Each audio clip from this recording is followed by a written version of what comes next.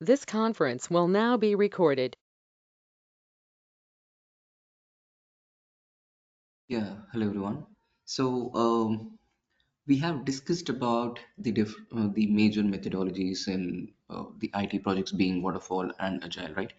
And uh, to, when we talk about the documentation that happens, the documentation is nothing but as a business analyst, you would be responsible to uh, analyze all the business requirements and put it in one place so that it is easily accessible for the business users, your project manager, your technical team, the support team, etc., etc.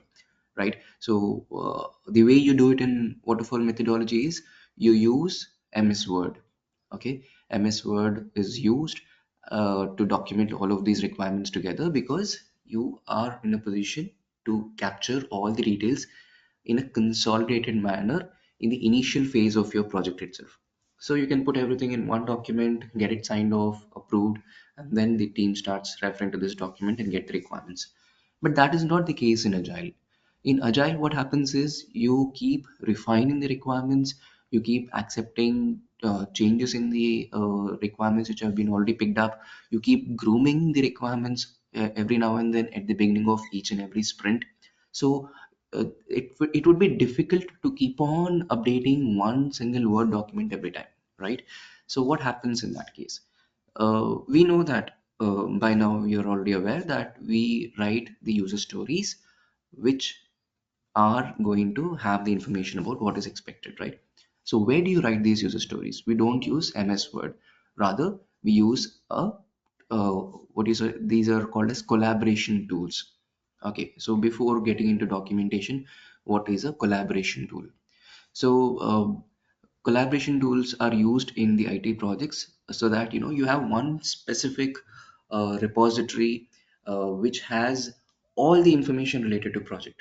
When I say all the information, I'm talking about things beyond your business requirements. For example, which sprint, what requirements are going to be taken, which requirements have already got released, what type of defects have been identified, what is the status of these particular defects, what is the release cycle that is being followed, what are the technical requirements related documentation that is required, all of these things, and who are the specific members who are part of this particular project, who is at which position, all of those things will be uh, put together in a tool, and that is a collaboration tool.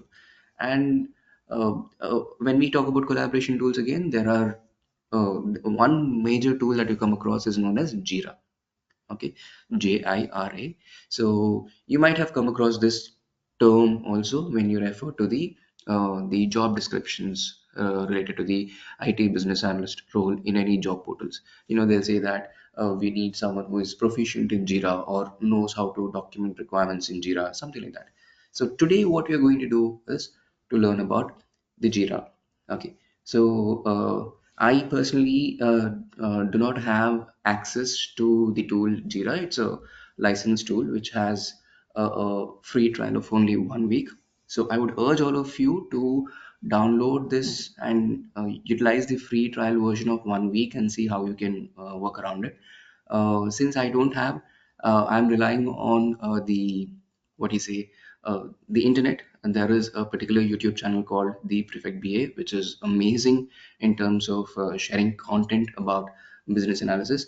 There are a couple of videos related to Jira from which I've picked up some of those particular slides, and I'm going to use that in this particular video. Okay, so let's get started. First of all, this is the example that has been picked up from there.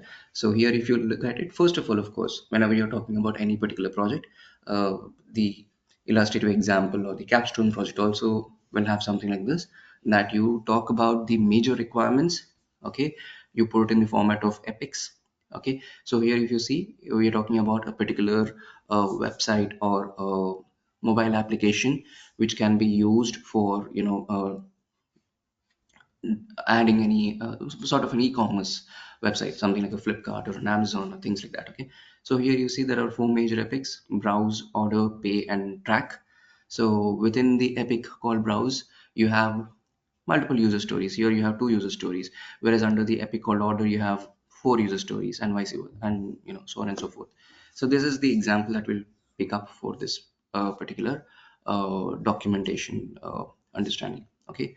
So first of all, whenever you look into any Jira tutorial videos on YouTube or anywhere else, they talk about a lot of things like how do you set up this tool, how do you create a project, how do you select the right framework, how do you add any project details and all those things. As a business analyst, you don't have to get into all of those things at all. So who does it? Usually, the companies will have a centralized agile team, or there'll be some agile coaches, or there'll be some scrum masters within the project. They will be the ones who will be responsible to maintain this particular the collaboration tools, and make it accessible and easy to understand for all the team members. As a business analyst, it is never your headache, so don't get into those things. You have to look into where exactly should I be able to document the requirements. So that is what we'll look into. Even tomorrow, if you get into a project, what would you do is you'll be given a link. You'll be told that, okay, in our project, we are using Jira or we are using Azure DevOps. And you'll be told that, okay, this is what it is. You'll be provided a link, you'll be given an access to it. So you go there, you click on it, and you come to this particular section. And from there on, you document your requirements. Okay. So we are focusing on this particular aspect right now. So if you see, Jira is again a proprietary tool from a company called Atlassian, and so once the company has license, they'll give the access to all the employees, and then they can access the tools using their credentials, typical to any other tool. Okay. So here, if you see, there are multiple things. So here, if you see, this ABC Online is more like the name of the project, and all of these things will be pre-decided. You don't have to do any of these things. Imagine that you're directly in this page, and all these things have already been there. That's how it would be when you get into a project. So there'll be something called as the board, backlog, sprints, reports, and all. Again, when we talk about documenting the requirements, we will be focusing on how do you create epics and user stories, and below that there'll be some tasks and all. That is a different thing altogether. Of course, you might come across saying that, what about features? So features again may or may not be used.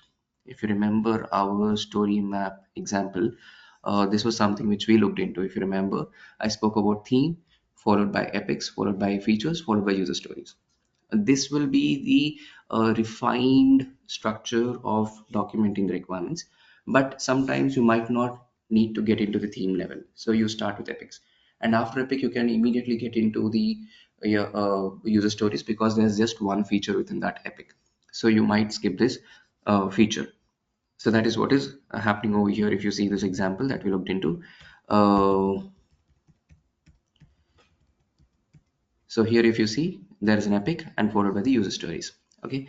So when you log into this particular Jira tool, and directly you land onto this particular page. So here, if you see, there's something called as epics. Okay. So you click on this thing called epics.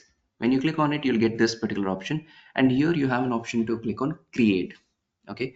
So when you are documenting, you are starting by creating first an epic, and after creating an epic, you can create user stories below it, and then you can create another epic followed by user stories, so on and so forth.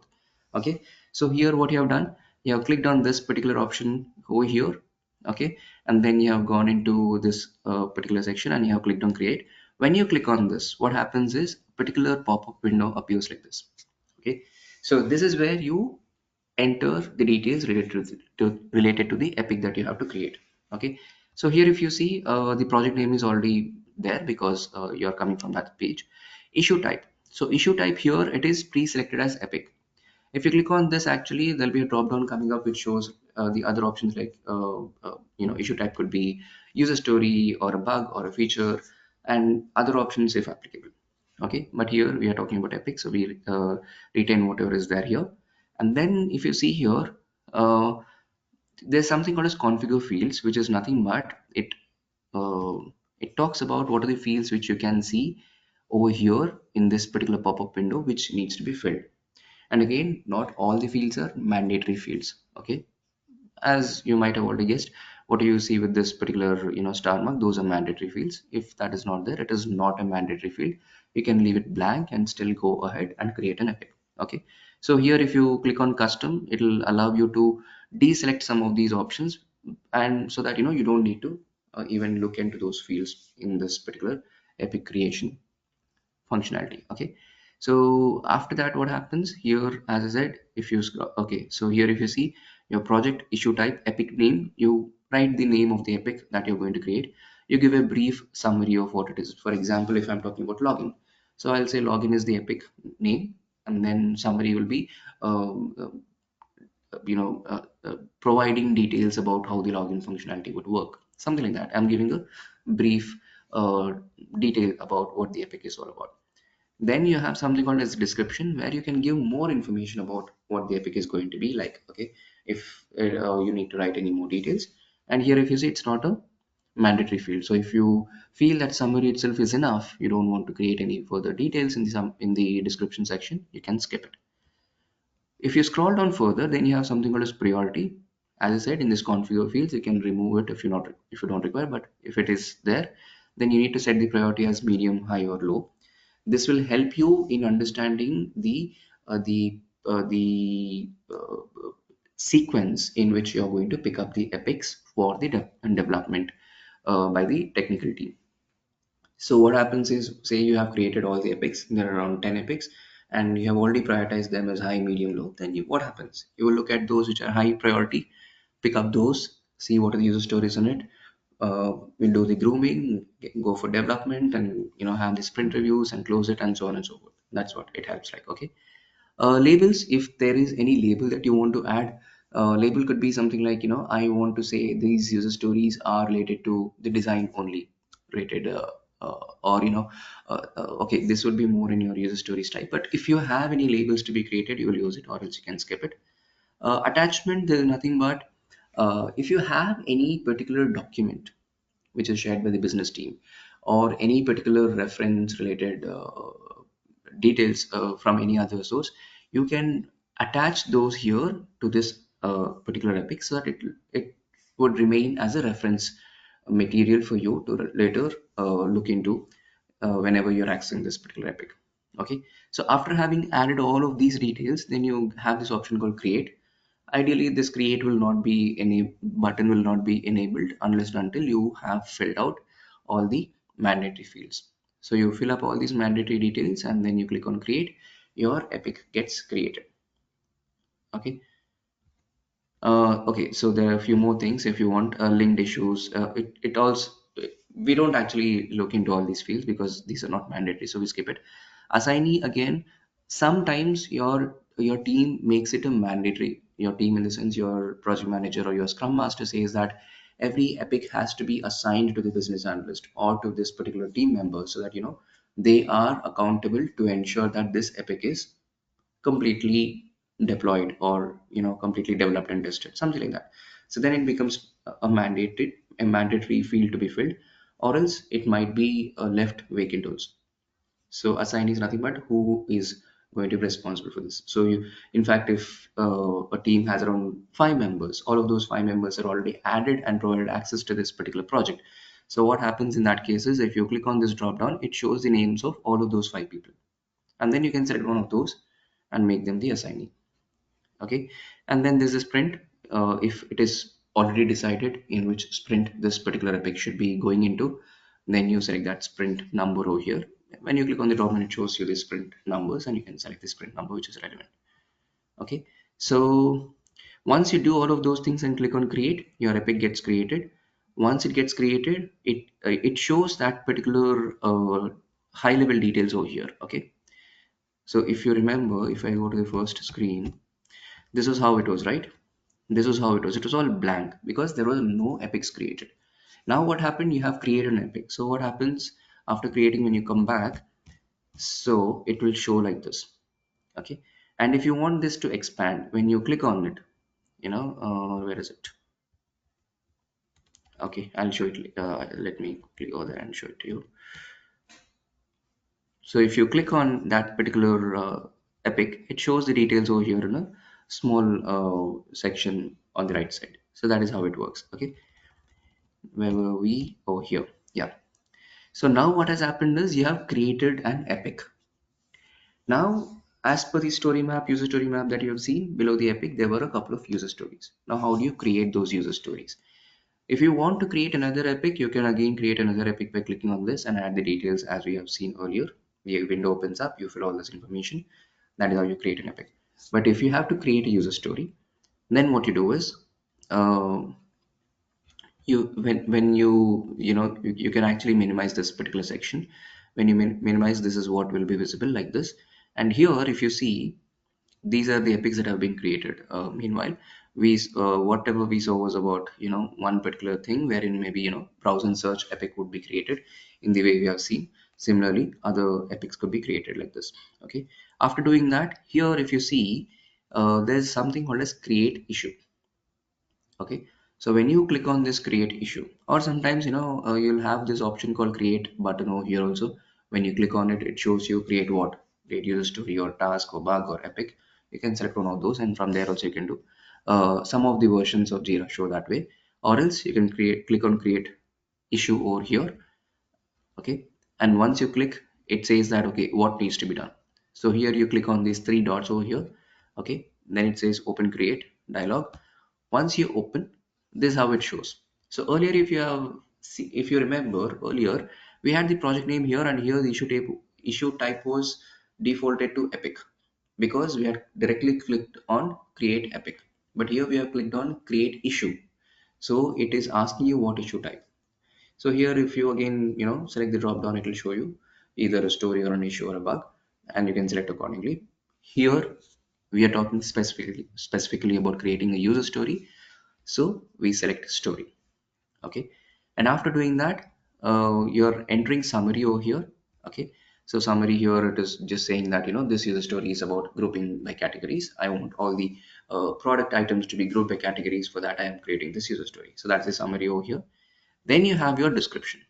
So this description is the most important part of your user story because you are about to write you remember the user template as your customer or as an agent or as a manager or as a restaurant owner, whatever it is.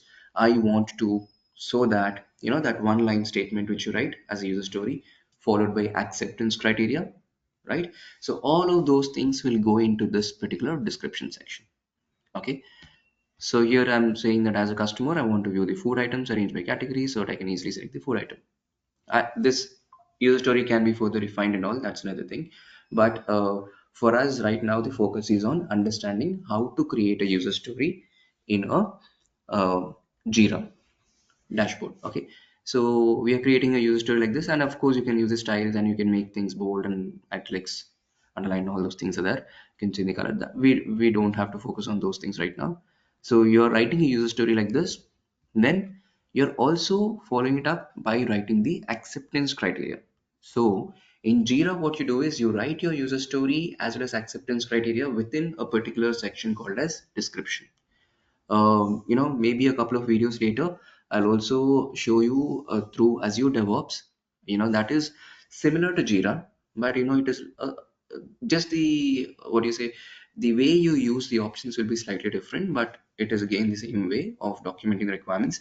There you have a separate section. Here you write the user story, here you write the acceptance criteria, here you mention the story points, etc., etc. So few things will change here and there in that versus this. Azure DevOps is something which I have the access, so I'll be able to show it maybe more clearly than this one. Okay, so for now in Jira, this is how you write. You write the user story followed by acceptance criteria within the description section. After writing it, again, you don't have to really again. Okay, sorry. So you'll have an option called as attach, similar to what you saw in Epic. So if you click on that, you can attach any mockup image or any HTML file or any document which gives more information, any mapping information, anything like that is there. You attach those things in that. And LinkedIn issues, if this is a user story is linked to something else, it's blocking some other user story from getting picked up, anything like that you mention, or else you can leave it blank. And then assignee, again, who is going to work on this user story, that person's name would be presented here. So let's say that there's a user story for which design is supposed to be done, followed by development, followed by the testing. So what happens initially, you'll be assigning it to the UI or the UX person in your team. That person's name would be here. You'd be assigning to that person. And once that person has completed the design, then this user story will get reassigned to the developer. It could be the front end developer or the back end developer. So that designer will say that I'm done with this work. Then this user story will be reassigned to that developer. Once the developer also completes the work, then this user story will be assigned to the QA person. Okay. Now that QA person has to test this particular thing and provide the sign off that yes, this user story is developed completely very well without any issues, and only then this user story will be taken into the release cycle. That is how it is done. Epic link here, if you see, is nothing but, you know that every user story has to be linked to any of the epics, right? So here you had seen earlier that there were 4 or 5 epics created. So you're going to mention this user story belongs to which of those particular epics. Okay. So let's say it comes under browse and search. So you mention browse and search, and then this epic link will be selected here, and then you'll click on the create button, which is there here. Okay. So that completes the documentation of the user story. Okay. So I hope there are no questions still here. What I have tried to do here is to give you an understanding on how do you create user stories on Jira. And as I said in one of the video, I'll also mention about how do you do the same thing on Azure DevOps tool. Okay, so you created an epic, you saw how to create an epic, and then you have seen how to create a user story. Similarly, maybe if there is a requirement of creating a feature, what do? You go back. Where is it? So you go back to this particular screen, you click on create issue, then in that issue there'll be an issue type which is supposed to be selected. There you select whatever additional thing, maybe a bug or maybe issue, maybe a feature if it is allowed to you. You can see that in the drop down. You click that and see what are the following fields below that, and see which are the mandatory fields. You enter the details accordingly and then click on create. Okay, and you need to ensure that you're mapping it to the right epic, and the user story is being mapped to the right feature that you need to take care of. Once you do all of those things, then finally what happens is, this is how it looks. Okay, so here if you see, all of these have been created, and to give you an idea how it is looking like, so these all, whatever you see here, these all are the user stories. Okay, and these are the epics. If you remember here, what did we do? We added the epic link. Based on the epic link that has been selected, so for browse and search, there were 2 user stories. Again, let me take you back to the user story map, this one.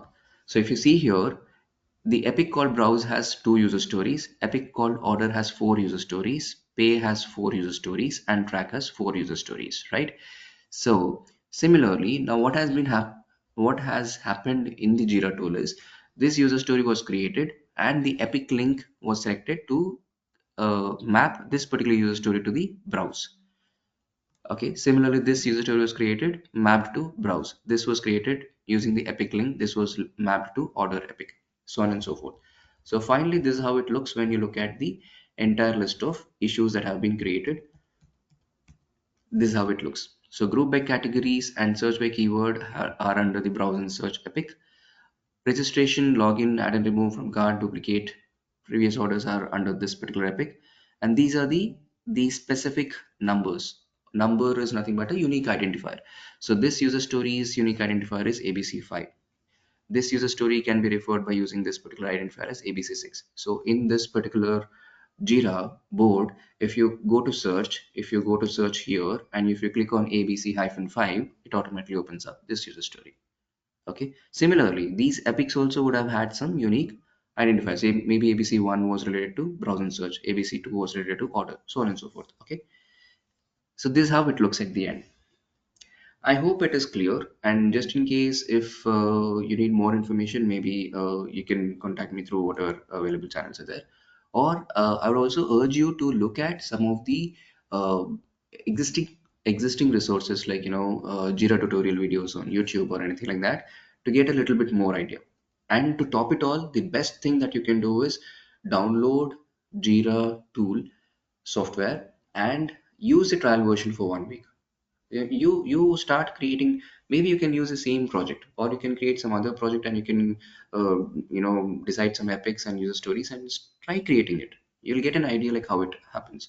Or else talk to someone who is also a business analyst, ask them how they're using Jira in their particular uh, project, and they might give you a little bit more understanding about it. But based on my understanding, I can tell you that this information should be enough for you to know how it is created, so that you're not completely blank. You're not flummoxed. You'll not be like totally unaware when you're asked, okay, how do you know? Do you know how to write a user story? When this question is asked to you, you'll not be blank. You know now because you have seen these particular screenshots, and this is how it is.